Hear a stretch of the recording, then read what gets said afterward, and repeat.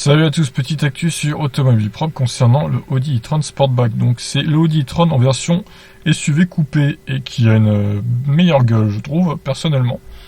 Inauguré par un imposant SUV, la gamme e-tron se part d'un nouveau modèle, un coupé aux lignes allégées et aux performances musclées. Nous avons pu découvrir l'Audi e-tron Sportback au cours d'un événement organisé par la marque avant la présentation officielle. La sportive sera commercialisée fin novembre pour des livraisons au printemps 2020. Ah oui, ça traîne pas, hein. Alors, vous voyez un peu ce que dit cet article. Le catalogue de véhicules électriques haut de gamme s'étoffe d'un nouveau coupé sportif. Il s'agit de l'Audi e-tron Sportback décliné en deux versions. La première, nommée 55 Quattro, est dotée d'une batterie de 95 kWh et de moteur développant jusqu'à 408 chevaux. Le plus modeste, 50 Quattro, embarque une batterie de 71 kWh pour une puissance de 313 chevaux. Basée sur l'architecture de l'Audi e-tron SUV, le Sportback adopte un look nettement plus effilé. Il récupère la ligne de toit de l'Audi A7 pour afficher un coefficient de pénétration dans l'air de 0,25. En conséquence, il gagne en autonomie, jusqu'à 448 km contre 417 km WLTP pour la version SUV. C'est mieux. C'est plus de 30 km de mieux quand même, c'est pas mal. C'est quasiment l'autonomie d'un Kona, avec une batterie bien plus grosse pour l'Audi, mais bon, il est beaucoup plus gros et lourd aussi du coup. Le bolide reste cependant énergivore en embarquant les mêmes moteurs et en affichant les mêmes performances, gabarits et masses de l'Audi e-tron SUV. Les deux moteurs asynchrones imparessieux développent un total de 260 chevaux et 561 Nm de couple. Il y a le mode boost aussi qui peut porter la puissance à 408 chevaux pendant 8 secondes. Dans ces conditions, l'e-tron Sportback peut abattre le 0 à 100 en 5 secondes 7. L'énergie est fournie par une batterie lithium-ion de 86,5 kWh utile. Il y a quand même 8,5 kWh de marge. Ils se sont laissé une belle marge quand même, Audi. Donc 396 volts.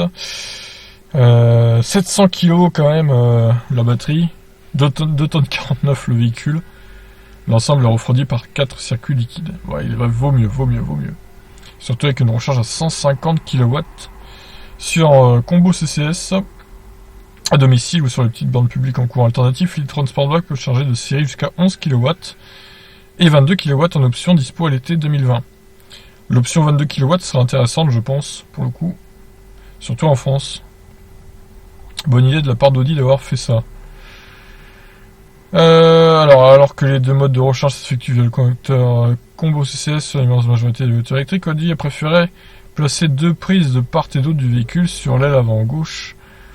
La trappe est réservée à la recharge d'essai en combo CCS, alors que sur l'aile avant droite, une seconde trappe abrite un connecteur AC type 2. Ah, c'est bizarre d'avoir fait ça, ouais. Il faut compter sur environ 35 heures pour une recharge complète sur une prise domestique et 8 heures sur une wallbox 11 kW. Audi annonce qu'une fonction plug-in charge autorisant la recharge sans badge à l'image de ce que fait Tesla sera dispo en 2020 également. Alors 4,90 m de long, 1,93 m de large, 1,61 m de haut. Le Sportback conserve une bonne habitabilité. Sur le siège conducteur, la tête ne touche pas le plafond malgré nos 1,90 m. Ah bah c'est la moindre des choses quand même. J'ai envie de dire. Alors, il y a les palettes pour régénérer, donc comme sur l'Audi e-tron normal, ça c'est bien. 3 écrans garnissent l'avant à large tableau de bord. Bon, ça c'est comme l'Audi e-tron, de toute façon. Alors le monsieur là, voyons ce que ça donne. Il est costaud et plutôt grand, ouais, donc ouais, on est confortable pour les grands et tout. Même à l'arrière, ça a l'air d'aller. Yes, c'est pas mal. Alors, les phares. Concernant les phares, nous n'avons pas pu utiliser le véhicule et tester les perfs et fonctionnalités annoncées. Au cours d'un prochain essai, nous aurons certainement l'occasion d'essayer, entre autres, les feux Matrix LED intégrés de série. Composés d'1 million de micro-miroirs orientables, ils évitent l'éblouissement des véhicules en sens inverse et fonctionnent sur le même principe que certains projecteurs d'image. Ils peuvent ainsi assister le conducteur au maintien dans la voie et afficher la trajectoire du véhicule dans les virages. C'est vachement bien ça. Plus gadget, une fonction permet de projeter le logo de la marque parmi plusieurs images. Ouais, pour ça par contre, oui. Reste à constater la tenue de route, la tenue dans le temps de ces feux qui embarque une technologie particulièrement complexe. Oui, c'est vrai qu'il ne faudrait pas qu'il grille au bout de 2 ou 3 ans, quoi.